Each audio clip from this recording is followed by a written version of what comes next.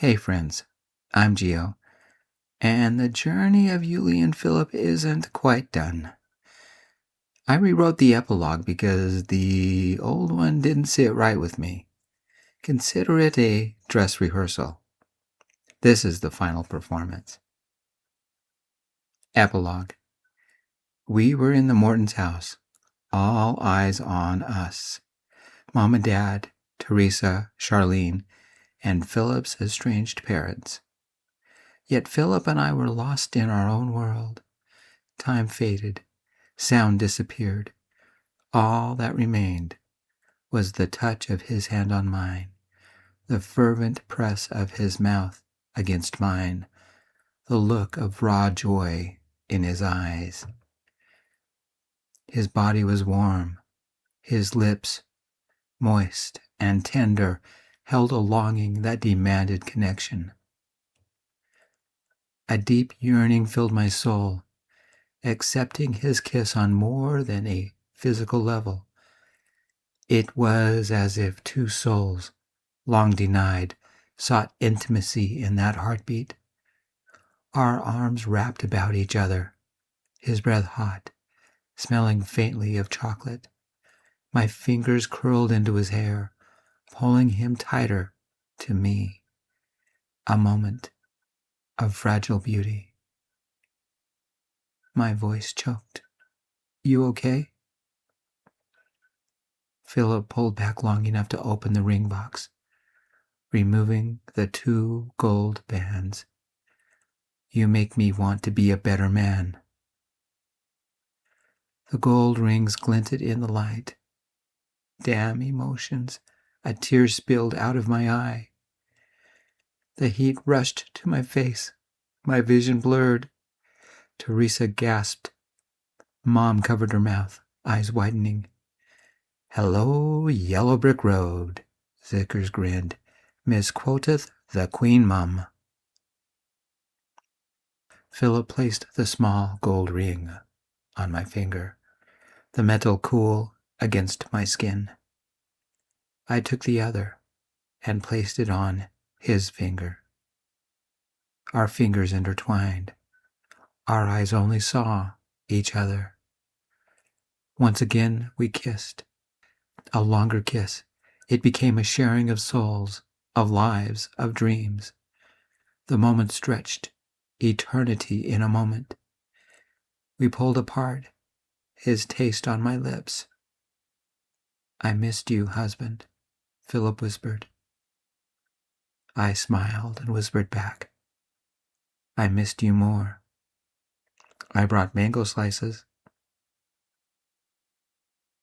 Philip glanced back at his parents. Forgiveness, if it ever happens, is on our schedule. You can't barge in and demand it. But we're your family, Rowena Kessel said. Philip smiled, but it was a sarcastic smile. No, you're not. In the words of a great philosopher, family is a lie. The new truth is, family shows up. When you start showing up, I'll consider you family. Mr. Kessel stood up and walked towards us. I flew to Africa to say I'm sorry. To my surprise, Mom spoke up. An ugly betrayal like disowning your own son leaves deep scars that last a lifetime. Maybe the kind that never heal. I did what I thought was right, Mr. Kessel said, his voice catching in his throat. Do angelic choirs sing your praises? Zickers asked.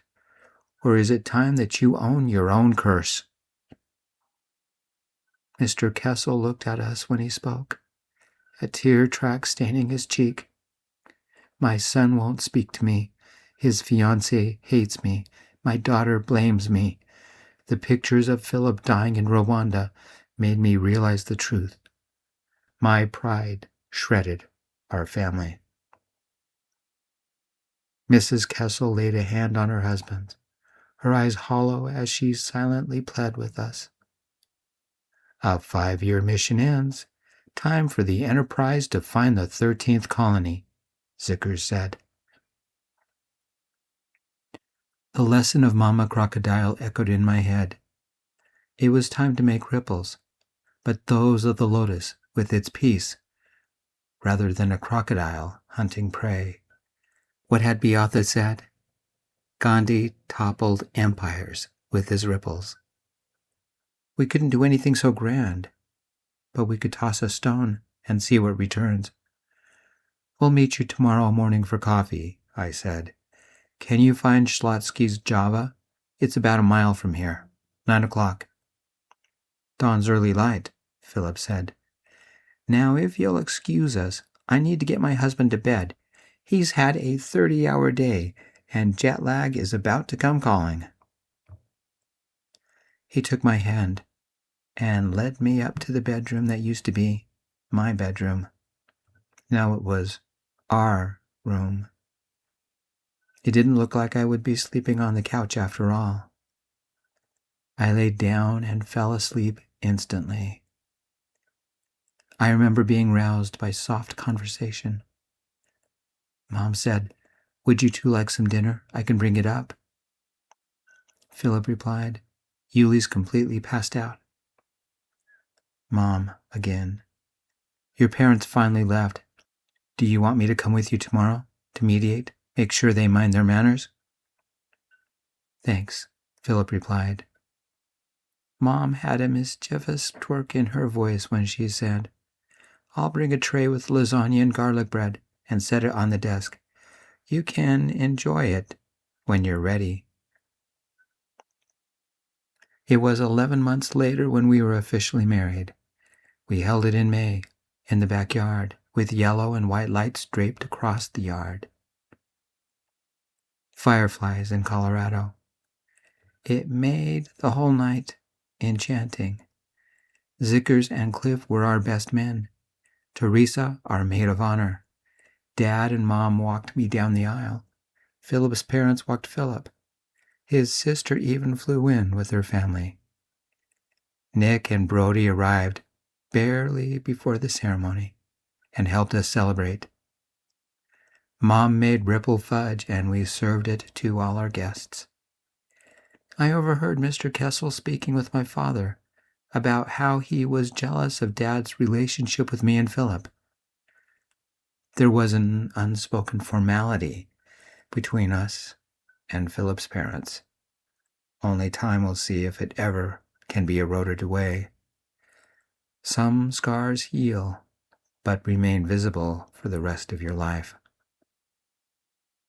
Cliff had found the original newspaper clipping of my parents, tracked down other photos, used an AI, and created a one-of-a-kind masterpiece that meant the world to me.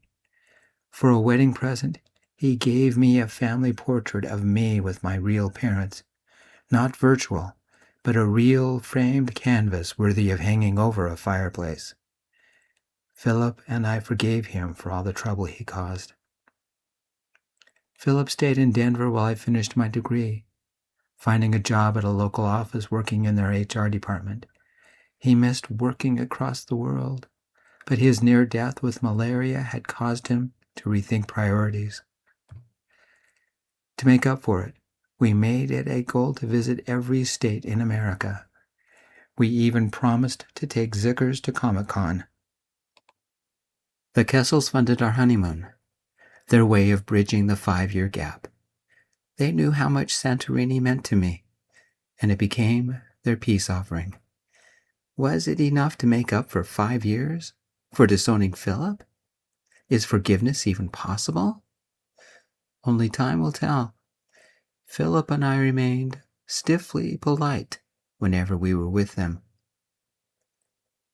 Nick and Brody met us in Santorini, their second honeymoon.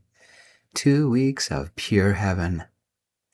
When we left, they flew to a project in the Canary Islands. We flew to Kigali. We took motos to Beata's home. She hugged us, her smile as big as her heart, and said, "My American children have come home." I took hold of Philip's hand and gave it a squeeze. He kissed me and whispered, "Who's buried in Grant's tomb?" Be careful what kinds of stones you toss, because ripples return. Mine brought my husband, my 13th family, and love. 13th family? I grinned. The lost 13th colony of Earth from Battlestar Galactica. Zickers had called it. I wondered, did they ever make a Lego Battlestar Galactica? My soul giggled as I kissed my husband. Speaking of Zickers, he gave the best man's toast at our wedding reception. After a dramatic flourish with his square champagne glass, they used square ones in Quark's bar. He climbed on his chair and yelled, "Captain, my captains, go forth, young men, head out there, that-a-way." And we did. The end. Thank you for joining me on Yulie and Philip's journey. I'm Gio, and I'm much happier with this epilogue than the previous one. I love you all. Peace, my friends. Until next time.